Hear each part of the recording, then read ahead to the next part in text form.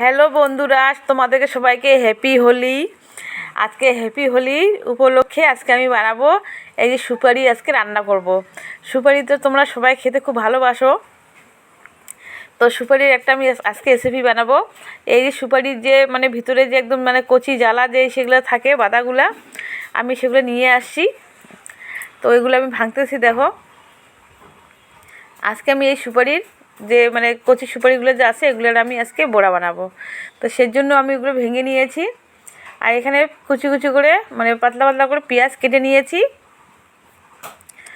দেখো কত সুন্দর লাগছে, যেমন যে সাদা তিল থাকে ওই রকম লাগবে দেখতে, সাদা তিলের মতো দেখতে লাগে, খেতে খুব ভালো লাগে। আমার একটা বান্ধবী রান্না করেছিল, আমি আমি খেয়ে আমি জানতাম না যে এগুলো খাওয়া যায়, তো খেয়েছিলাম, খুব ভালো লাগলো। তো এগুলো তো পাওয়া যায় না, তো এখানে হাওয়াতে হাওয়া করার সময় একটা সুপারি গাছ ভেঙে পড়ছিল, আমার চোখে পড়েছে, তাই ওইখান থেকে আমি নিয়ে আসি।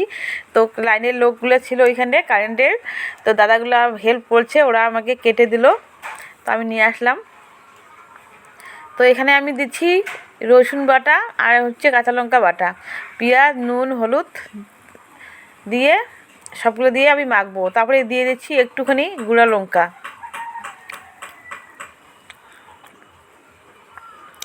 আর দিয়ে দিব একটু গরম মশলা। আপনারা চাইলে আতপ চালের গুঁড়া দিয়েও করতে পারেন, চালের গুঁড়া দিয়ে, না হলে বেসন দিয়েও করতে পারেন। চালের গুঁড়া দিয়ে বেশি ভালো হয়, আমি বেসন দিয়ে করছি। তো আমি এখানে বেসন দিয়ে দিয়েছি, আরও একটু দিলাম জল, আমি এখনও দেইনি, এখন দিয়ে দিচ্ছি আমি জল একটু।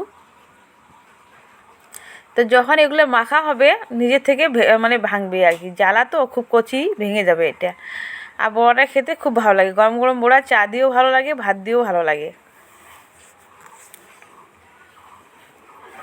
তো কড়াইয়ের মধ্যে তেল দিয়েছি, তেল গরম হয়ে গেছে।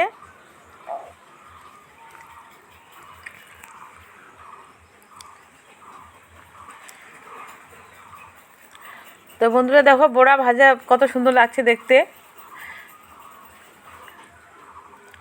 তো এখানে বড়া আমি ভাজছি, চা দিয়ে, লাল চা আছে, দুধ চা আছে, কেউ লাল চা খায়, কেউ দুধ চা খায়।